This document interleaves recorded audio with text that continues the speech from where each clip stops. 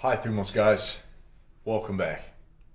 Today we're going to be talking about a life in flow and what that means, how we get there.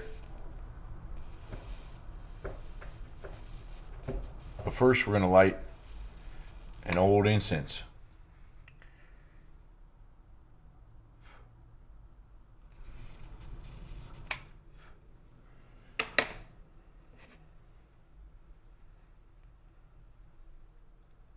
So, I know some of you probably don't care to just chill out, watch the video, especially when there's really no quick tips or ideas. But I think it's good. I think it's good to be able to, for me, make these videos, figure stuff out in my head, have a conversation with the camera, maybe introduce some ideas, and hopefully you guys feel like you're having a conversation too.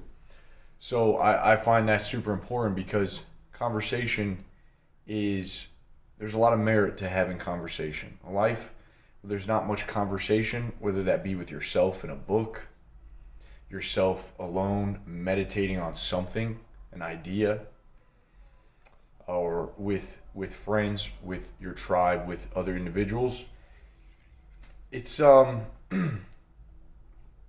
it's a life of no opinions, no new opinions, no feedback, and no new insight. So I hope that by us hanging out here, we can come up with some good stuff. So let me just introduce this video with a yo-yo.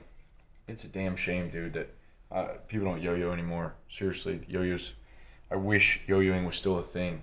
I feel like it was the 90s. I used to have a yo-yo. You guys probably saw the trick, the rock the cradle. And a bunch of other different tricks of that nature. Walk the dog. And then it kind of faded out, but yo-yoing has always been one of those things that it was in my youth, and then I saw someone do it on YouTube. And then I picked it up, and I immediately knew this is cool. This is going to be something that I want to do. I know it seems a bit nerdy and kind of pointless. You could say yo-yoing is pointless. But what I found is something that has a lot of value for my life. And maybe an added benefit of this video is I encourage you to start yo-yoing because I do really think that it could benefit your life. I think there's something to an activity where you can let your mind wander, a low stimulus activity that allows your mind to wander, that is pretty essential for our life. And hopefully you have something in your daily routine where you can give yourself this time to be alone, to be with your thoughts, but to sort of be focusing on something in front of you. But that doesn't take too much cognition. And so to kind of start, let me just show you a really cool trick. One of my favorite tricks, actually.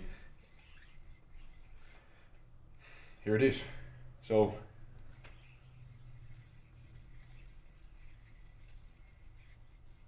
I messed it up, but let's try that again.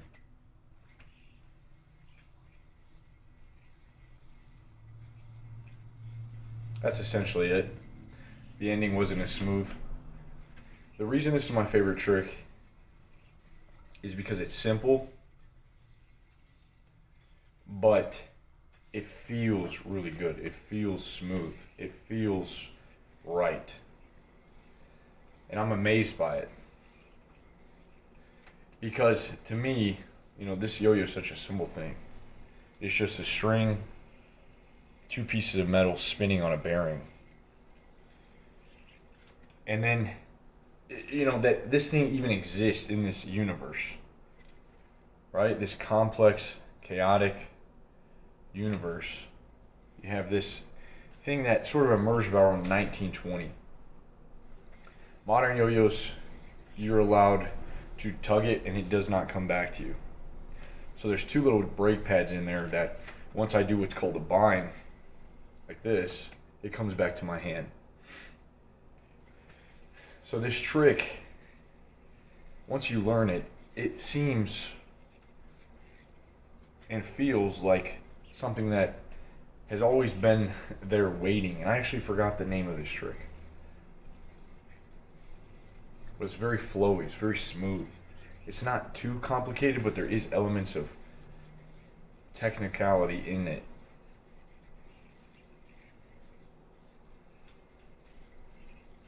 And so it's like this thing just arose out of nowhere. You guys are probably getting sick of seeing it. And I keep messing it up. I keep messing the ending up. Usually do that when I try to yo-yo on camera. I can't like complete tricks as well. So out of this universe, we're gonna get philosophical here. Out of this universe, you have this thing that doesn't look like much. You have string, 2 pieces of metal, and a bearing. So you have this kinetic energy. I mean, that thing is spinning as fast as a jet engine right now. The RPMs are insane. And then it stops. And you're able to manipulate this energy. You're able to manipulate this yo-yo on the string. And so someone found a way to create a trick that was really always there, if you think about it. Like, and that's how it feels when you learn this trick, is it was always there, just waiting to be discovered. And that's the really cool thing about yo-yoing, is it really is it, and it has endless possibilities to do essentially anything that a yo-yo can do. They are endless, and I don't believe that it could ever fully be mapped out. Now you see a lot of the similar elements with the yo-yo, but it will never be fully mapped out because there isn't, because it just is a thing that is spinning on a string, and you could do countless things with that. You could have various elements. You could have different concepts. Yo-yoing actually has a philosophy to it. Once you learn it, it's kind of like it helps you understand learning. Just with guitar, like a guitar, you learn chords. With music, you learn notes. With the yo-yo, you learn what's called elements. You learn different mounts. You have the Houdini mount, which looks like it disappears. You have your trapeze. You have trapeze and his brother. You have 1.5 mount. You have chopsticks, which just go through your fingers, like this. And so there's several different mounts. There's actually very much more than those. And I'm not that great, to be honest. I've been yo-yoing, but the progression of my yo-yoing hasn't really evolved as much. I just kind of mess around and come up with my own stuff. So you get this awesome, smooth trick, and once it clicks, it clicks. And it's beautiful, and it feels beautiful. It feels right. It feels like, I feel an appreciation for the guy that created it. I believe he actually died. I'm not sure his name. If someone is a yo-yoer and can help me remember who created this trick, let me know. So, not to bore you with any more of that, but what I'm saying is I think that this trick has something very unique to it, which is a lack of friction. It has an element of flow that you begin to observe once you learn it. And those are my favorite tricks. There's more technical tricks, stuff like that requires you to pinch certain strings, to, I can't even do it, but there's more technical tricks that don't always feel as smooth as, say, like something like this. A lot of times when you see people doing speed tricks, they're not really technical. They're fast, they look cool, but they're not that technical.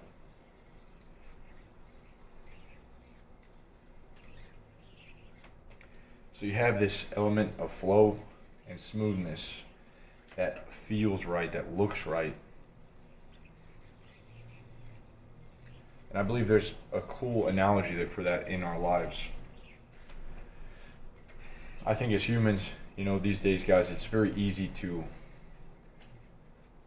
constantly have your attention being, there's always something in front of you. There's always something to do. There's something to focus on.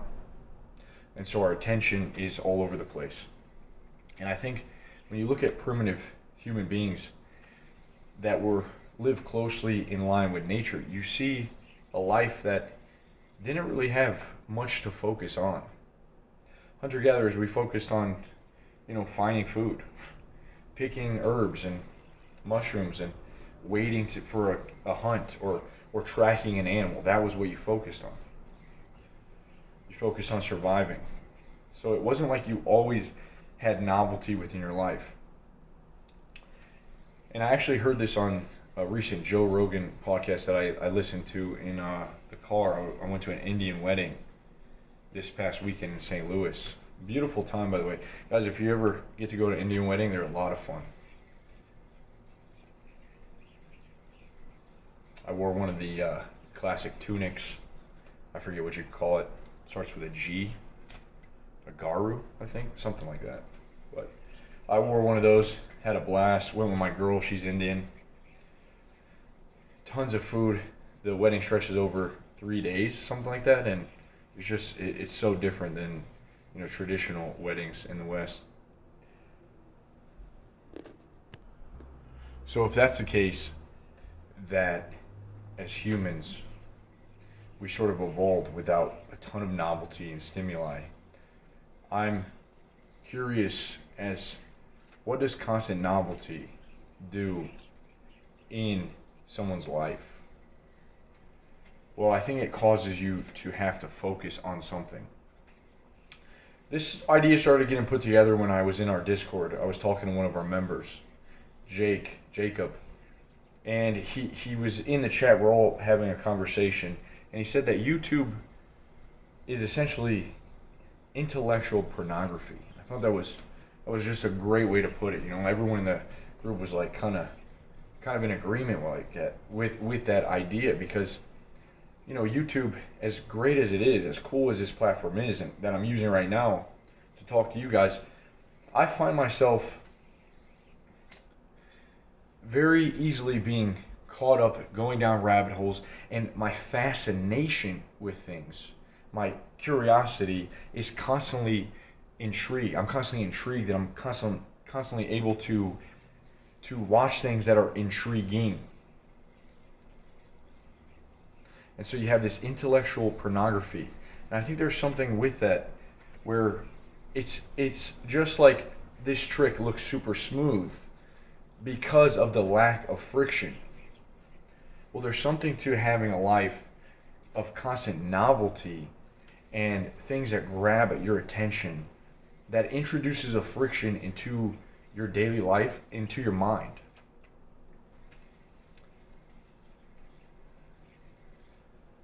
And so this idea that novelty, focus, the requiring of something in front of you in your environment that needs focus, that it can be stressful, I believe, because if you look at how we were raised as humans and how we evolved, you didn't have constant novelty. Novelty was seeing the bear in the woods and being on high alert. That was new. Or it was coming across a bush of blueberries, blackberries, and something in your brain goes off, you're alert.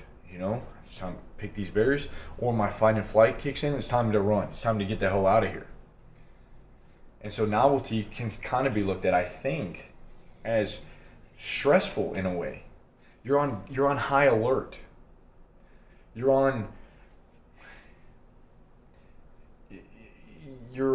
have to sort of wake up, or you have to pay attention, and that can be stressful. And so when you're constantly being alerted and needing to focus on something, well, that can cause a stress response in the body.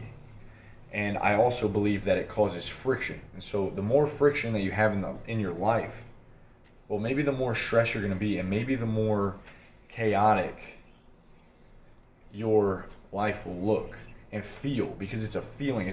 It's how you feel in your head.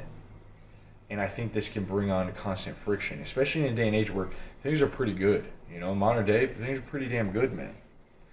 And I think more than ever, it is required of us to give ourselves time to return to a state of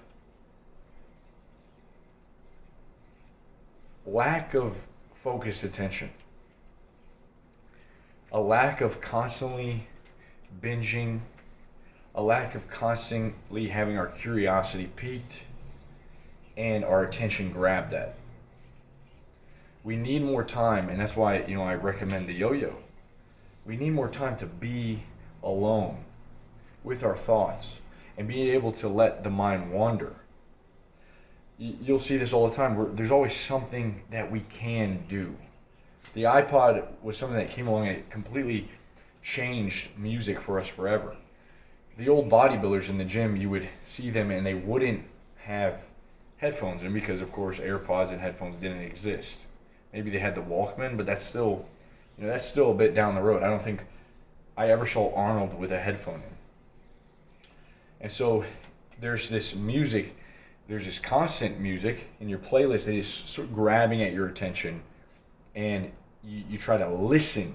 And to listen to me, you have to listen. You have to focus on that thing. And so one thing I could recommend if you guys are getting tired of working out, this has been happening to me, to be honest. There's more days in the gym where it's a drag to get in the gym, and you may be new to lifting, trust me. You do it for 10 years, and there becomes, it can become a chore to show up to the gym and to do your workout and to complete the sets. It can become a chore. And I remember when I first started working out, I had an iPod with a few songs. I would listen to them. But before that, there was no music. I didn't have an iPod. I didn't have one. I didn't have a way to get music. I think someone gave me a MP3 player, got some stuff off of LimeWire. And that was blowing my mind, listening to Lil Wayne. But before that, there was no music. And so I've actually been trying to make it a thing where I go to the gym and I don't have these headphones on. I don't have music pumping into my ears, where the gym becomes that sacred place for me to lift. And I can focus on, instead of listening to the music, I can focus on the workout itself, the pump, the way that my body is responding, my posture, my form. I can focus on my mindset. And that's what I think is happening is, the mindset takes work. The mindset takes care. You have to be able to know what is going on in your mind. And music gives you this ability to have something else constantly coming in where you kind of don't have to focus on the mindset. And you feel this kind of instant energy, but it has this wearing effect. It kind of grinds at you. And so you might have listened to a lot of music one day and you kind of have a music hangover. Once you get done from the gym, you ever just take it, it's that's enough. I was listening to music for the last hour. It's that's enough music. It sort of grinds on you. And so it's this constant escape by having your attention stolen from you, where your mindset, it kind of stagnates and you plateau maybe with your mindset. And mindset is the most important thing when it comes to something that requires physical effort, something that requires you to persevere in the face of some sort of discomfort or suffering. And I think that more than ever, we are so obsessed. And dude, as good as these things are, I don't think I have to explain it to you. As good and awesome as these things are, we have to remember that we may be losing a part of ourselves by constantly having our attention stolen, by constantly having friction in the form of intellectualism and stimulus. We may be having something that is greater, and our biggest gift, our mindset, our intuition. And so that leads me to the second thing, is that from nothingness, such as this yo-yo, from this thing that was, just brought about in the universe by humans, crafted it, but they didn't give you a set of tricks. The individual took the yo-yo and what it could do, which is spin and go on the string, and they made something that looks really cool, that seems that it was just there waiting to be discovered.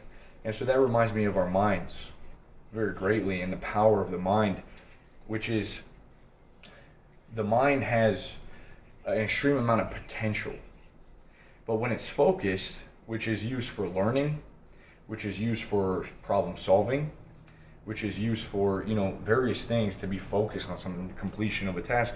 Well, that can be strained a little bit too much, I believe. And there's something about letting the mind, giving the mind a frictionless state, time to wander, that is able to pick up and find new things that are there that you may not perceive if you're distracted, if your attention is being stolen from you. Just like this trick was discovered.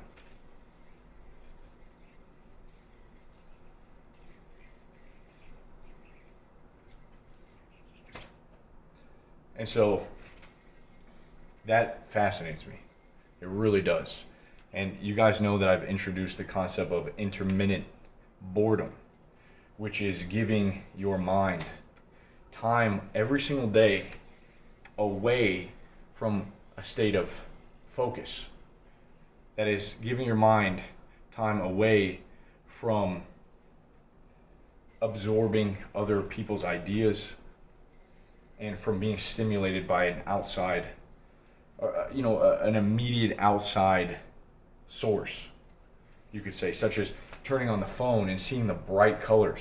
A quick tip, if you guys have never tried this, if you turn on grayscale on your phone, you can, I believe on Android, there's a grayscale setting that makes the colors just completely black and white. So there's no more color, and you'll quickly find there's this lack of desire to click on the apps. And so color in itself is extremely stimulus. It provokes like desire. And I'm not sure why. Maybe you see fruit that are, ripe fruit, beautiful colors, you're going to go for that thing. But try that out if you find yourself on your phone and clicking on apps without really thinking. I think it's more important than ever these days to be aware of how we're being manipulated, the desires, the natural urges in human, how our society gives us abundance and we may be just reacting to that environment. And so it's really a lack of free will if you place yourself in these environments, if you allow yourself to partake in this intellectual pornography, which is really a lack of life. I believe Carl Jung said that intellectualism is a form of cowardice for not living, something like that. We try to figure everything out by learning, by understanding, but we don't exactly live. And so it's very important to get comfortable with what's inside of your head and how to get to know yourself, because then you could really handle anything. You could really handle anything that life throws at you when you get to know yourself. And you become this being that is in tune. You can feel when your energy dips. You can feel why you're feeling angry. You can get in touch with the emotions. Why do I feel this way? Do I need to react right now? Your emotional intelligence goes up. You become more understanding of other humans. You become more understanding of why you do the things you do. A life without friction is a life of more flow, is a life of ease. And so the answer isn't that complicated. The intermittent boredom is simply not having television, not having computer time, not having a screen in front of your face for about 16 hours. So that can include when you go to sleep, and then you push it back, maybe 12 p.m., that's when you turn it on. If you must for work, you turn your computer on, you do your work, but you're eliminating this time that you have to focus on something else. Part of the reasons, again, why I have these conversations and why I even think Joe Rogan and podcasting is so popular, because you're listening, but you're not really listening. Like, you could be driving and you're having a conversation in your head. You're kind of letting your mind wander, and out of that arises this genius, I believe. And so I believe that when we talk like this, you can have a conversation in your head, and the words that I'm saying, maybe you hear an idea and you go down your own, and then you come back. You're not always listening. That's why I don't think I need these jump shots and these drone shots and this crazy editing, because I don't enjoy that. I've always enjoyed being able to think, being able to sort of remain unfocused, but also explore that that sandbox, that playground of the mind through hearing new ideas, but not being too focused on figuring something out. And that's exactly what the yo-yo has given me, is this sandbox that I can play within, and I can figure with the physics or with the laws that govern, yo-yoing. I can figure different things out inside of that. And so the mind is very powerful, and I just hope that maybe you'll introduce that idea of intermittent boredom into your life, giving your mind time to wonder, and stepping away from the chaos that the internet sort of brings into your life, and hearing the same thing over and over again and partaking in it, but then stepping away and letting your mind do its thing and let it capturing new ideas out of the ether and letting it discover problems or answers and solutions to the problems that you have right now. To get to know yourself by giving your mind time to wander and just be. You notice a lot of anxiety begins to dissipate, and a feeling of calm arises in your life, and a feeling of well-being and more motivation. So boredom for me is a motivation within itself, because when you're bored, you want to do stuff. And part of the reason is we get overwhelmed and we get lack of motivation because we're always doing stuff that doesn't really feel good. And so your life now may take on a more motivation because you want to live. You want to live, man. You desire to move and to figure life, or to see the beauty in life. So I'm done talking. I actually got to go piss. All right. So I hope you guys enjoyed this video. I'll talk to you soon. Peace.